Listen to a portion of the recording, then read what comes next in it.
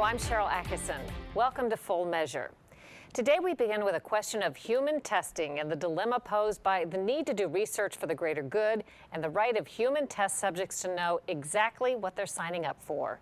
Our incredible story begins in 2004 with a federal study of 1,300 extremely premature infants. Some parents say they had no idea they agreed to a risky experiment that could injure or kill their babies. Little Drayshan Cook came into the world at 1 pound 11 ounces, fighting for his life. His mother, Charissa, was barely 6 months pregnant when he was born. I remember the night that I went into labor, I was a hysterical wreck. I was afraid, I was scared, I was in shock. How big was he? Do you remember? Yeah, he would fit in your hand. Shortly after his birth at the University of Alabama at Birmingham, Charissa agreed to enroll Drayshan in a study called Support. She says the hospital gave the impression she was simply signing up to get support in caring for a preemie. Your thought was, when you signed the papers, that what was going to happen?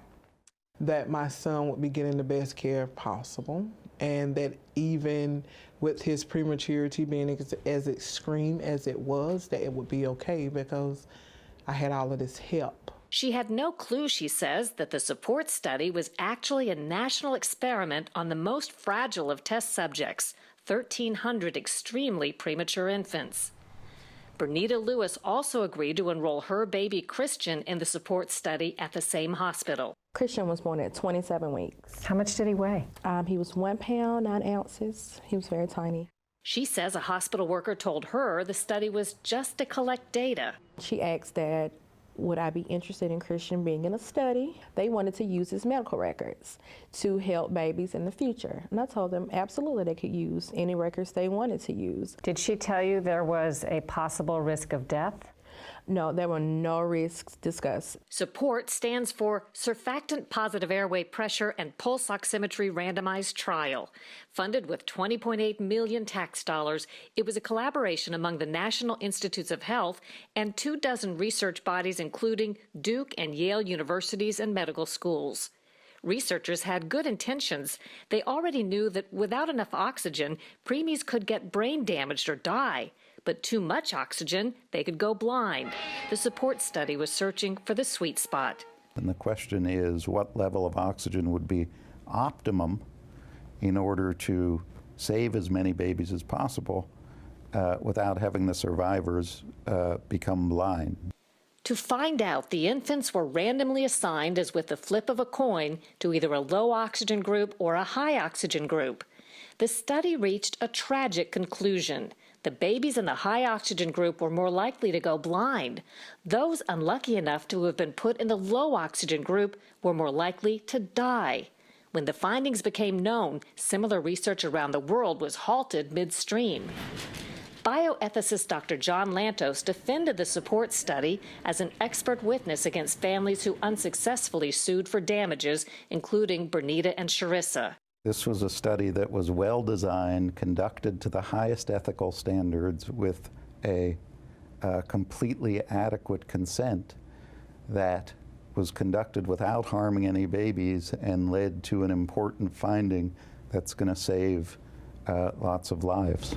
On nearly every point, Dr. Michael Carome disagrees. He's an internationally recognized expert on research ethics at the watchdog group Public Citizen. What's wrong with what they did in the study, in your view? The parents of these babies weren't told the exact purpose of the research, the nature of the research in terms of how experimental it was, and the risks of the research. Adding to the controversy, researchers didn't tell parents a remarkable fact. They had altered the infants' oxygen monitors to give false readings so the hospital wouldn't adjust them outside of their assigned low or high oxygen range. Babies in the study were put on oxygen monitors that were rigged to give untrue or false readings. That is correct. In terms of things that have happened in the past, how bad is this?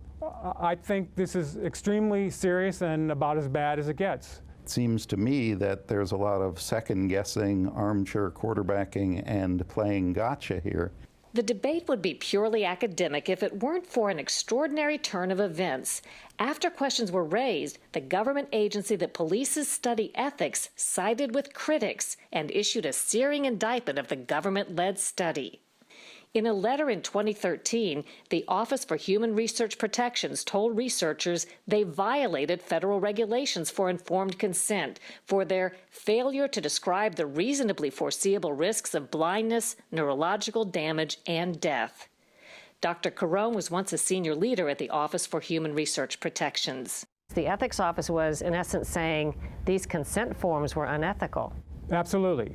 The concept of informed consent arose from an American tragedy, the U.S. government's syphilis experiment on black men in Tuskegee, Alabama in 1932. For 40 years, the men were neither told they were in a study nor treated for their syphilis.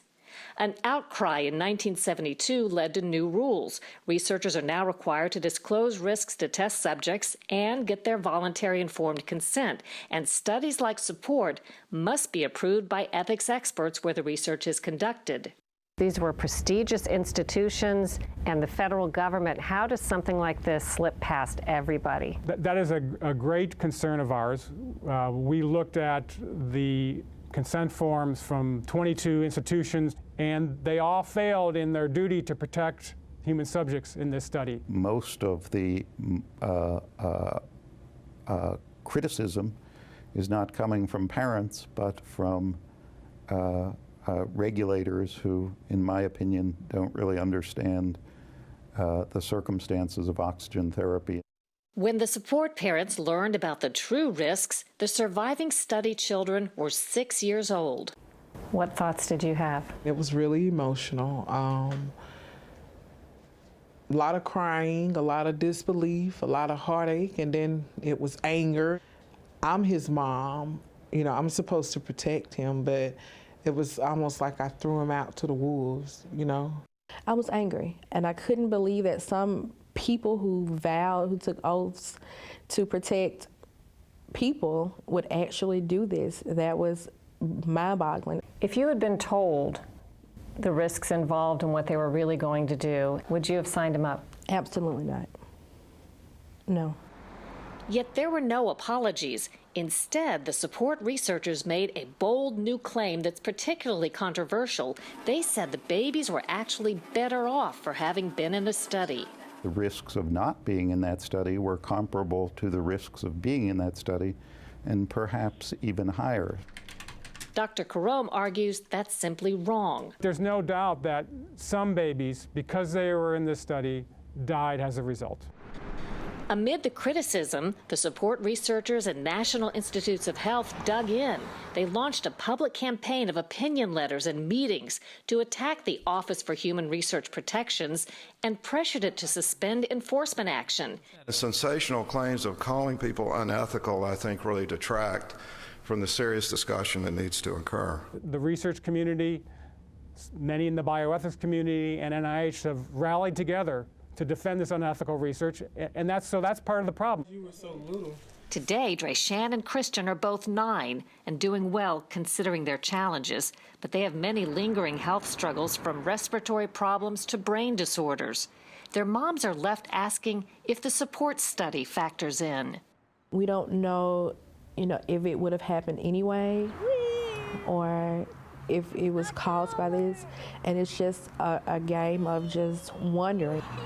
He was born premature at 25 weeks. So we could expect some things, but to know that some others could have been prevented, that makes me angry. And so to the doctors or to the researchers, best thing I can say is shame on you. What does that say? Double.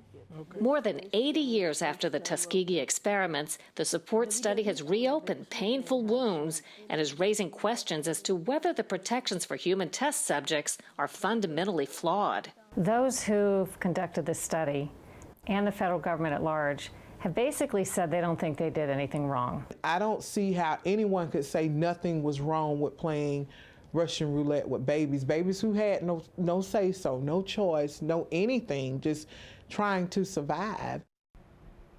Numerous support researchers, the National Institutes of Health, or NIH, and the University of Birmingham at Alabama declined our interview requests.